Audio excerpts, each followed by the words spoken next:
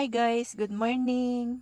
Sumakay nga pala ako ng tricycle mula Alulod, Indang, papuntang Pangil, Amadeo, Cavite.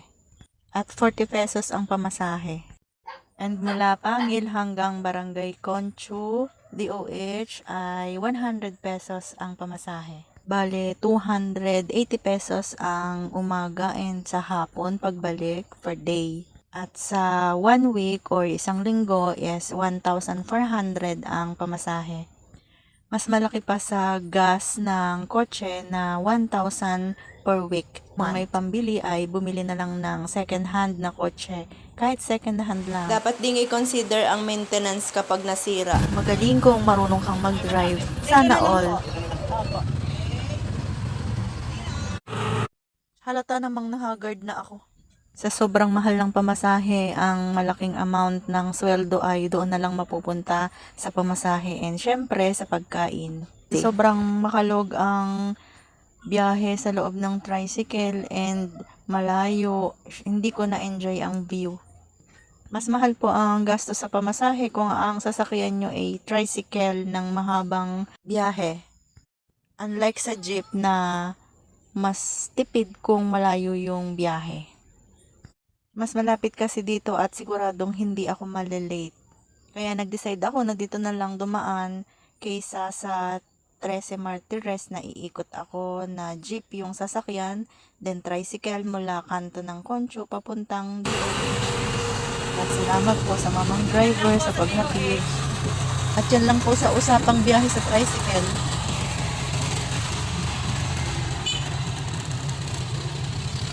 Bayad po. Thank you po.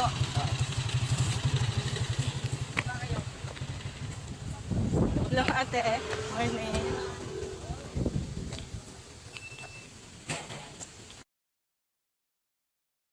Pero komportable kapag sarili ang sasakyan. Tayo ko lang, hindi po luho ang sasakyan. Kailangan po yan kung may pambili naman kayo. Kontrolado ang oras at almost pareho lang o tipid kapag gagastos sa pamasahe. Nakakatipid po kayo sa oras ng pagbabiyahe sa malayong ikot ng mga pampasaherong sasakyan?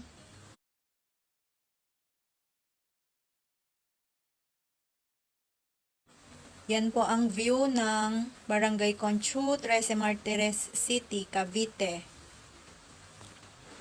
Siyempre dapat mag-enjoy sa view at mag-ingat habang papasok sa trabaho. Dito po magandang bumili ng mga farm lots. Guys, kahit sa buhay may mga struggles at mga problema na dumarating, huwag po tayong panghihinaan ng loob. Laban lang po tayo, lalo't may mga umaasa sa atin. Magdasal po at humingi ng guidance. Pwede mo po maisama ang mga anak na may bakanteng oras. Dahil kapag may kanya-kanya na silang pamilya, madalang na natin sila makakasama.